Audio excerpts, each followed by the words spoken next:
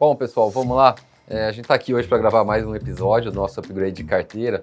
Nessa semana a gente traz um caso interessante, que é uma pergunta que a gente recebeu aqui nesse quadro de um investidor, que fala que é um investidor arrojado, mas que nunca investiu em renda variável. Queria uma dica de como começar.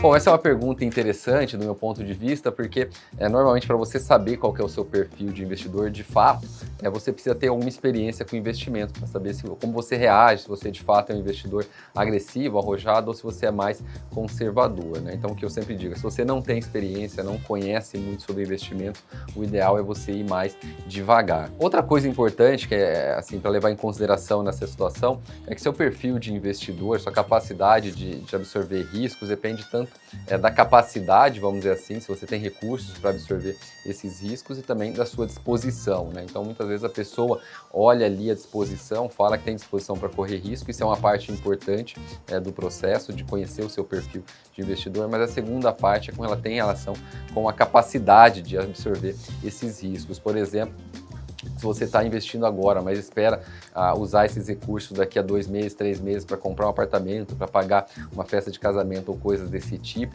sua capacidade de correr riscos ela tende a ser bem menor. Dito isso, né, fazendo esse preâmbulo, aí sim é como começar, né? Então o que eu sugiro para quem quer começar em renda variável, que nunca investiu, o jeito mais fácil de começar, obviamente, é comprar um ETF. Na minha visão, por exemplo, o BOVA11, ele replica o desempenho do Ibovespa, inclusive a cotação do BOVA11 é muito parecida com a do Ibovespa, então para quem não está acostumado ainda a investir em renda variável, seria a forma mais simples, na minha visão, de começar, porque é fácil de acompanhar, você vê ali a oscilação do Ibovespa dia a dia, isso vai estar replicado, por exemplo, no BOVA11, sem contar que quando você investe no ETF, né, no BOVA11, ele tende a oscilar menos do que quando você investe numa ação específica, tá? Então pensa, por exemplo, quando você tivesse tomado a decisão de investir numa única empresa e fosse a Vale, e aí vem algum daqueles desastres que a Vale teve há alguns anos atrás, e a ação chega a cair 15, 20, 30% num dia só, né? Como você reage? Essa é uma situação muito difícil. Quando você investe num índice, por exemplo, o Ibovespa, você está investindo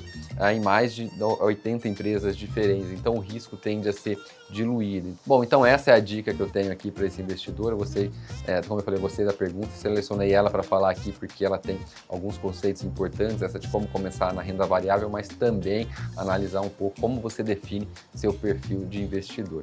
Espero que você tenha gostado desse conteúdo. Se você gostou, não esquece de deixar o seu like e também seguir a gente nas redes sociais.